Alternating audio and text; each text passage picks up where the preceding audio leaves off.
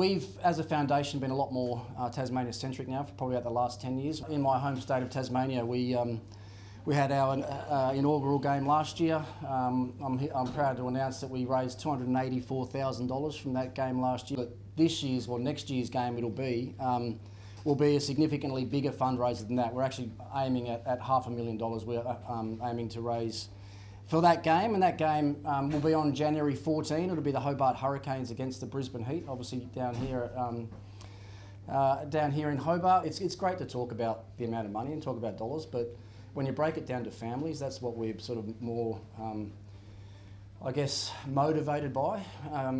Because every family needs something different, whether it's treatments or it's accommodation, as I said. But to think about that amount of money, that could be thousands of families that we might have been able to help, and that's the way that we look at it. It's not always an easy thing to do, to walk in and talk to families and children that are going through childhood cancer, but it's what Rihanna and I have done for best part of 20 years now, and to be able to give a little bit back and put some smiles on faces where we can, and know that we are having an impact on those families and children's lives is why we keep doing it. Well, if you think about it, it's the last two winning teams as well, isn't it? Brisbane Heat won it 2 years ago, Hurricanes won it last year. I think Brisbane Heat will have another really strong side this year. It's in the middle of January, as I said, January 14.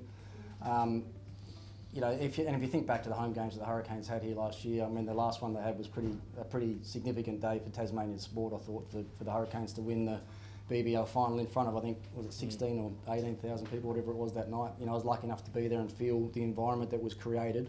We'd like to think that we can do that again.